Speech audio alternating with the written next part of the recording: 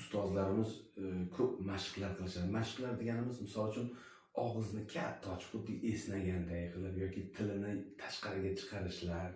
O'sha bular nima uchun kerak? Misol uchun, odam uxlaganda organizm uxlaydi, og'izning ichidagi butun o'sha nima deydi, ovoz chiqaruvchi apparat deymiz. O'sha apparatimiz hammasi bir dam olayotgan bo'ladi.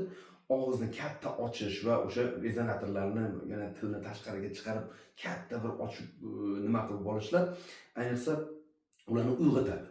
O'sha rezonatorlarni uyg'otadi va ijro qilish uchun harflar talaffuzida ham, ovozni chiroyli va ravon chiqishida ham o'shanaqangi mashqlar qilishardi. Endi ba'zilari masalan og'izni katta ochishga hamon oldin uyalishadi. Misol uchun, og'izni katta ochishni ham og'izni yumib ochish mumkin. Masalan, katta qilib yoki tilini chiqaradigan bo'lsa ham tilini masalan qo'li bilan yopib turib chiqarishi mumkin.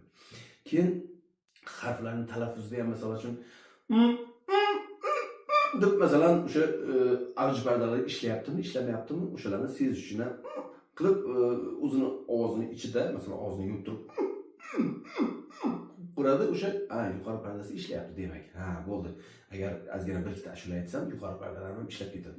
Lekin deganda o'sha yuqori parda o'sha chiqmasa, xirildab tursa yoki boshqa qilsa, o'shanda ovozda xirib borligi va xastaligi borligini sezib qoladi. Ayniqsa keyin mashqlar yana nima deymiz? Masalan, har bir harfga yoki har bir talaffuzga, boshqaga ashulalar mashqlar qilmasdan hofizlarimiz, ustozlarimiz ayniqsa ashulalarning boshini ijro qilishadi. Misol uchun, nima ashula ijro qiladi hozir? Masalan, mana oddiy segahni ijro qiladigan bo'lsa,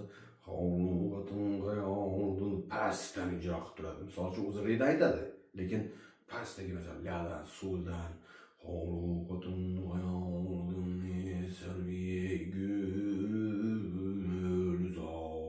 o'sha og'izlarni ochishlarini, lablarni ochishlari hammasini o'sha yerda og'zini ochilishlari, boyagi og'zini katta ochishlaridan keyin boyagi kichkinagina mashqlar o'sha ayniqsa ijrochini umuman talaffuzini ham joyiga keltiradi va rezonator bo'shliqlarini ham joy-joyiga keltiradi.